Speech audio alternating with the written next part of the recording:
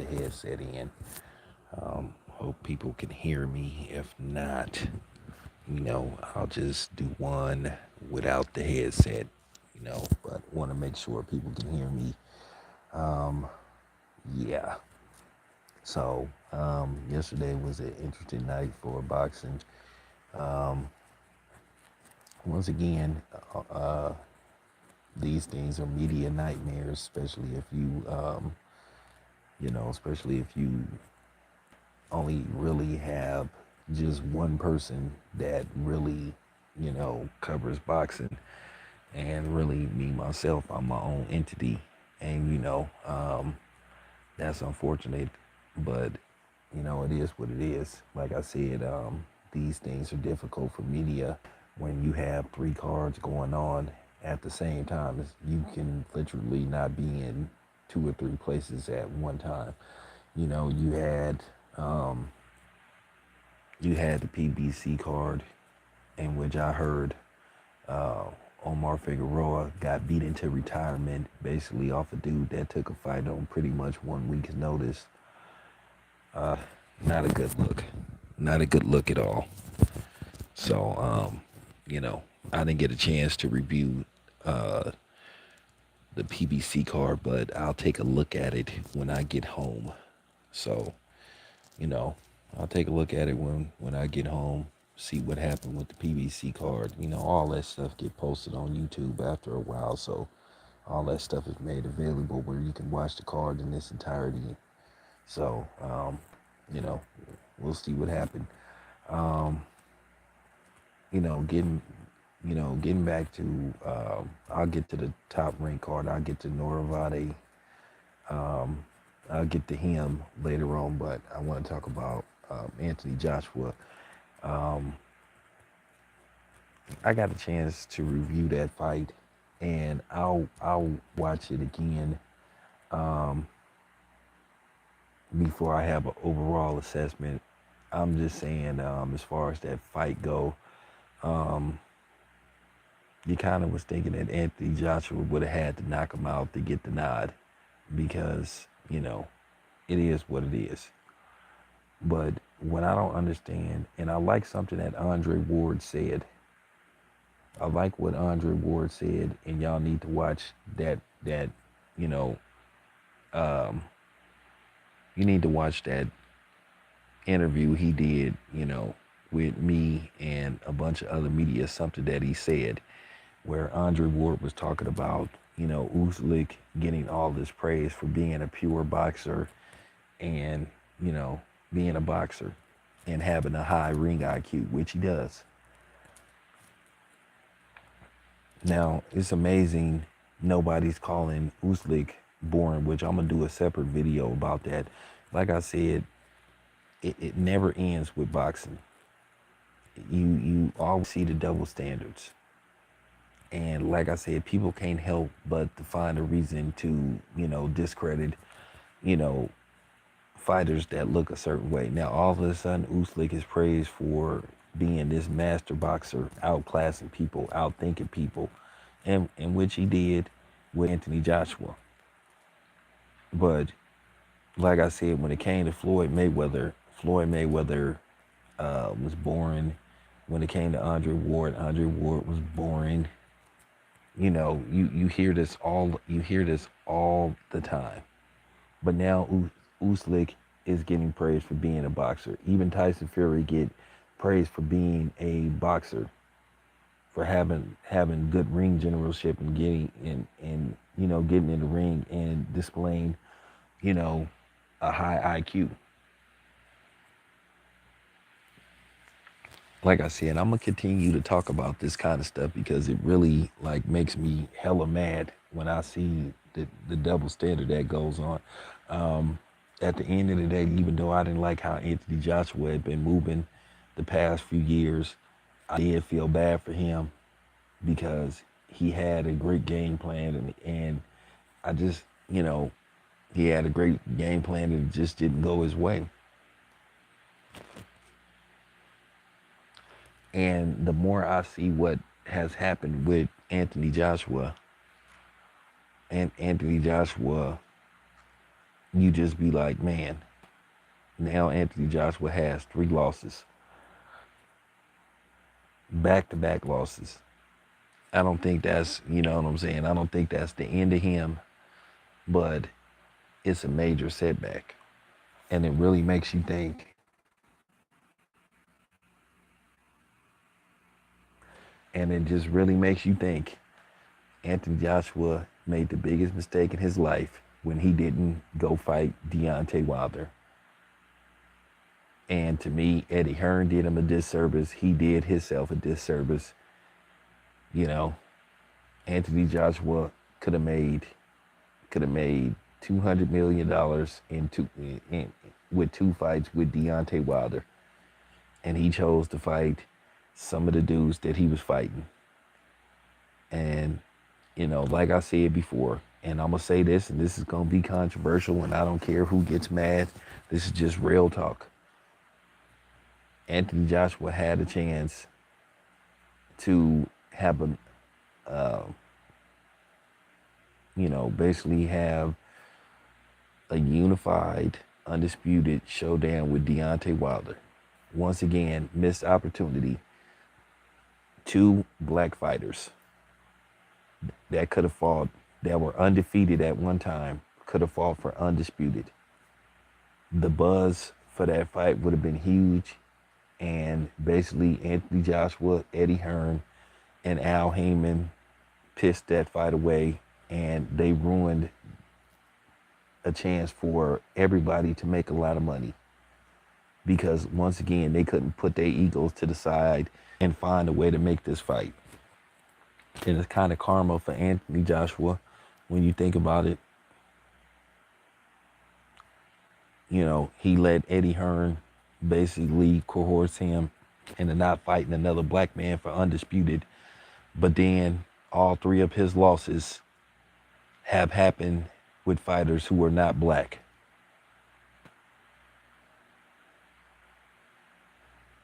That's, and that's just real talk.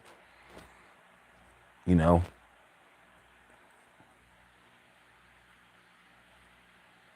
that's just real talk. They had a chance to make this fight, and I'm going to always hold this against all of them dudes for not trying to make that fight. So back-to-back losses to, that's just real. Now, people saying they still, Tim Bradley said that they still would be interested in seeing a Wilder Joshua fight. But like I said, every loss between Anthony Joshua and Deontay Wilder, unfortunately, that was $10 million lost down the drain. I subtract $10 million for every loss. And I'm thinking about, Anthony Joshua having 3 losses, Deontay Wilder having 2 losses. So that's easily $50 million that both of them lost out on. But I more so blame Anthony Joshua than I do Deontay Wilder. Deontay Wilder went out of his way to try to make that fight. After Anthony Joshua asked for $50 million, he asked for $50 million to fight Joshua, and they found a way. They had the $50 million ready to give Anthony Joshua to make that fight, and Anthony Joshua wouldn't make that fight. You just heard every excuse. So like I say, the fight has lost a lot of value. And like I said, I'm not attacking nobody. I'm just telling it how it is.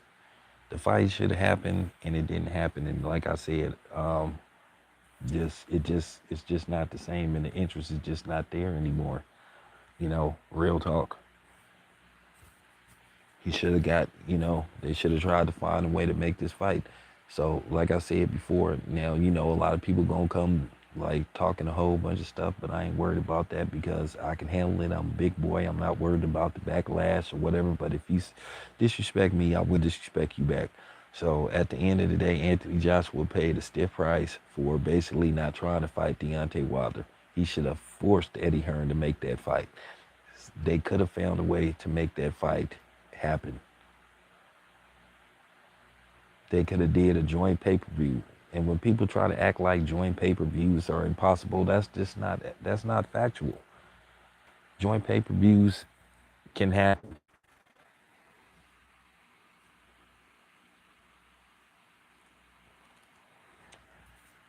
I'm gonna be honest with you, man.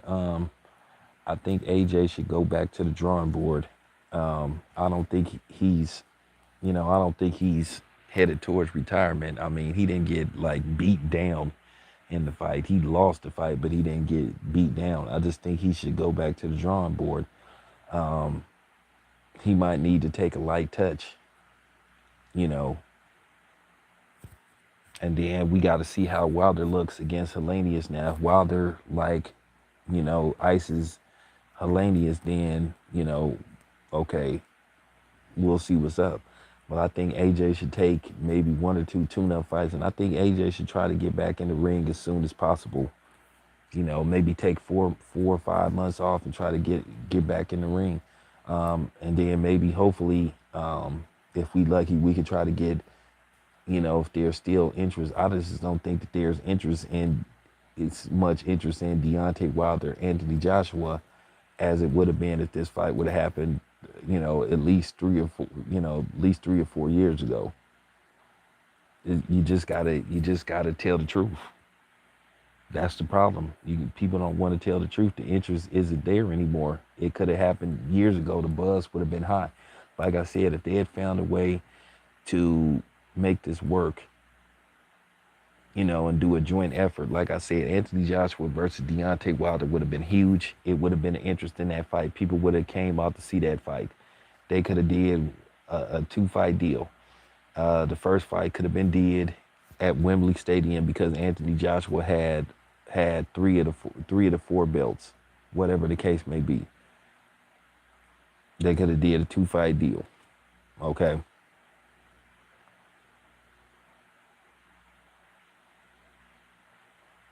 So, and Deontay Wilder already said that he was willing to fight Anthony Joshua at Wembley Stadium. They could have did a 2-fight deal. They could have did either Madison Square Garden, first fight, Las Vegas first fight, and then whoever, and then did Wembley Stadium the second fight. They could have did a 2-fight deal. Like I said, both of those dudes would have they would have walked away with probably over $100 million apiece. So, but that's neither here nor there now. Oh, happy belated birthday, bro. So, yeah, all is ruined now. So, like I said, I know there's a lot of people that's like attacking Anthony Joshua, but like I said, I do hold Anthony Joshua responsible for not going out of his way to make the Deontay Wilder fight. And I want to get now. I understand why Andre Ward felt that he had a chance to beat Anthony Joshua. I mean, it would have been a tough fight for Andre Ward. He still would have been dangerous, but now I still probably would have went with Anthony Joshua, just because of his size. But now I understand why Andre Ward felt that he had a chance versus Anthony Joshua versus Deontay Wilder. And to me, Anthony Joshua sometimes don't come across as he have a killer instinct. Like, he's there, but then he's not there. Like, So that's all I got to say about that. I think Anthony Joshua needs to have a reset. Right now, he's not in a good place. You can see the emotions running high in the press conference post-fight. I think this fight is gonna sit with him for a minute. But like I said, Robert Garcia, and props to Robert Garcia. Robert Garcia gave Anthony Joshua a great game plan, and I hope Anthony Joshua continues to work with Robert Garcia. You know, I think it's something. I think they have something, and I think that could work with Anthony Joshua. But Anthony Joshua, to a certain degree, he got to have that hunger again. He got to want it. You just can't just show up. And I just saw, spots in the fight, periods in the fight where Anthony Joshua was getting fatigued a lot. I don't know if it's that muscle mass. He looked a little bit, it's just that muscle mass that he got, and I think that's just a big problem for him. Yeah, that could be true. That could be true. Even though he beat Weiss in the rematch, I think Weiss like exposed some things in him that even he didn't think was there, and that sometimes happens. But Joshua, he just don't come across as a dude who like really wanted. Sometimes he wants it, but then it's like, is he, you know, do he really want it? Say what you want to say about Wilder. Wilder went out on his shield in 2 fights with Tyson Fury. You know, he wanted to do it his way. So, now Tyson Fury appears to about to come out of about to come out of retirement again. So this will be the third time that Tyson Fury has came out of retirement. So it looked like that Tyson Fury is entertaining the thought of coming out of retirement and fighting Usyk for undisputed. Because at the end of the day, they haven't stripped him of the belt yet. So that just goes to show you that, you know, when a fighter says he's retired, you always wonder, is he really retired? And that's why you always ask him, is it an itch to come back? Now, Andre Ward has stayed true to his word that he's retired. He's in the Hall of Fame now. And looking at Andre Ward still looked like he in shape. Andre Ward looked like he about 200 pounds on the dot. He looked like he about 200 pounds, you know. But he's kept himself in shape. He's kept himself in shape, and it was cool to see Andre Ward actually in the flesh instead of calling fights at his house. I don't want to get into why Andre Ward allegedly wasn't allowed to, call fights, call fights, being there actually in the flesh calling fights, but I'm gonna leave that alone. But it was good to see him back.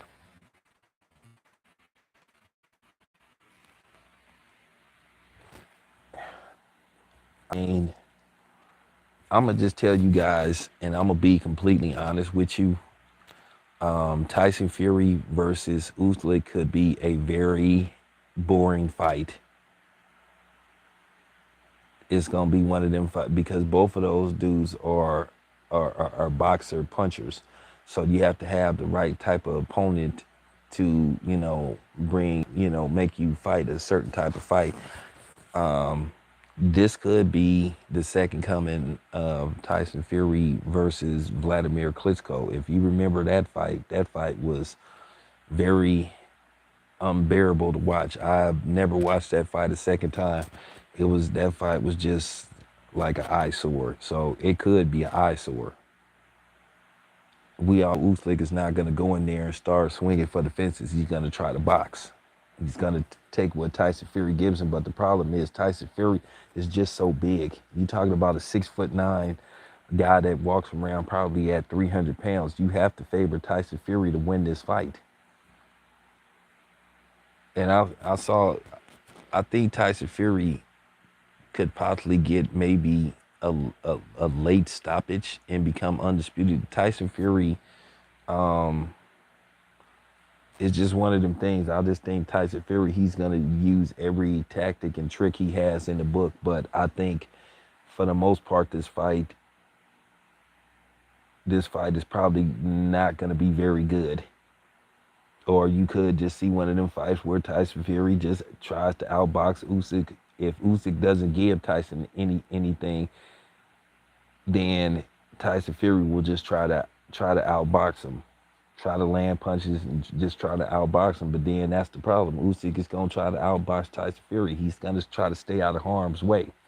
So you could see a lot of, you know what I'm saying? You could see a lot of, You could see Usyk on his bicycle for long periods of the fight. So that can make for like a boring fight. And I just hate to tell you guys this, and it's not that I'm hating, but watching both of these guys fight, like I said, you need a certain type of, dance partner to make you fight a certain way, you know? So I'm just telling you, but I would favor Tyson Fury. I would favor Tyson Fury because he might use the size. If he feels like Usyk is, you know, not providing enough action, Tyson Fury may take the initiative and try to initiate some offense by the fourth round and basically lean on Usyk, press, tire him out, press on him, put his weight on him, and hope that he could just like break him down later in the fight.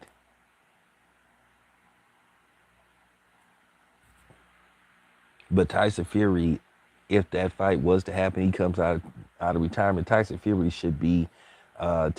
to me should be an overwhelming favorite to win that fight.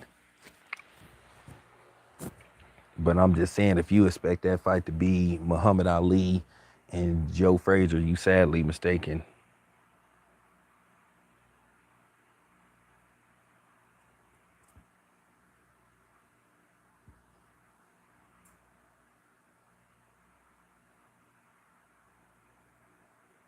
I'm just telling you that it could duplicate it could duplicate it could duplicate the Klitschko fight. And like I said, I remember watching that Klitschko fight. That fight just was like, I'm talking about, that fight was horrible. It was just unbearable to watch. And like I said, just because Tyson Fury could possibly get a stoppage, well, what about what happens before the stoppage? And that's the problem, you know. So I don't know. I don't expect Usyk to come in there and try to be bums away with Tyson Fury, even though Tyson Fury has shown that he can be hurt and he can be dropped, you know.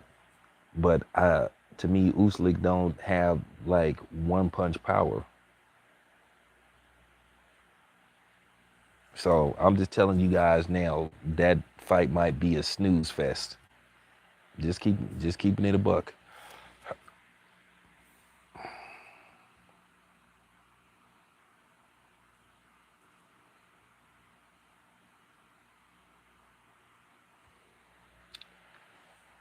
You've been hearing Kanowski is possibly gonna retire, but I think me myself, here's a fight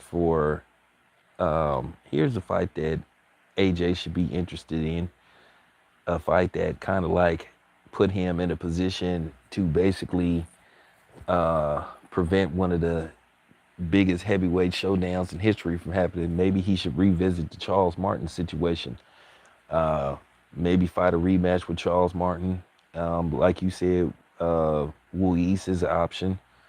Um, Ortiz, depending on what happens with Ortiz and Ruiz, you know. But Ortiz is such a dangerous fighter. Even at 43, 44, your power is the last thing to go. And Ortiz is always a dangerous fighter because all it takes is one punch and he could turn the fight around. So I think AJ, like I said, should take a light touch. He should fight a guy that isn't what you would call a serious threat to him, that somebody he could beat, and then see what happens, and then climb up the ladder. Because even Ortiz, that's still a dangerous fight for Anthony Joshua. He needs a fight that's going to build his confidence back up, or he needs a fight where he can go into beast mode, you know, because that's how boxing works. All right, so let me um, let me talk about the main event, the fight that I was at, the Norvante fight. Um, Norvante got the you gotta excuse me, I can't pronounce his name correctly. He did get the 6 round stoppage, but to me, I thought he was losing that fight. Um, there were times he looked stagnant. There were times where he was pausing in the fight, like he just looked like he wasn't into that fight. And I'm gonna be honest with you, when you are a professional boxer, you better be into that fight. Now he ended up landing a vicious body shot that ended the fight, but I thought he was losing the fight. I thought he was. I thought most people thought he was losing the fight. You know, the dude that was sitting next to me, he thought he was losing the fight.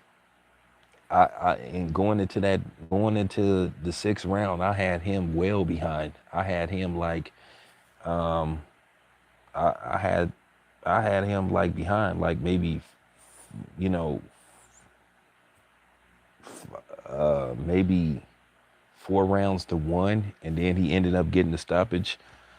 Um, I think Norvante is food for Shakur Stevenson. I think as long as Shakur Stevenson don't get caught with a big shot, I think Shakur Stevenson washes. I think he washes him. I think he washes him with ease. I think that's an easy fight for Shakur Stevenson. I think he'll wash Norvate. I mean, Norvate is a good fighter, but I don't think he's in the same class with Shakur Stevenson. I think Shakur Stevenson washes him. You know, that's my honest opinion. That's my honest, solid opinion. And you know, just look. I mean, it was a overall good card. I saw some good fights on there. You know, I saw some solid fights, but I'm just keeping it a buck. Shakur Stevenson, he will wash. He'll wash Norvate. But anyway, I gotta get some rest, you guys. Appreciate you guys tapping in because I gotta get ready to get up out of here, go back home. But we'll tap in later on. Anyway, thank you. Out.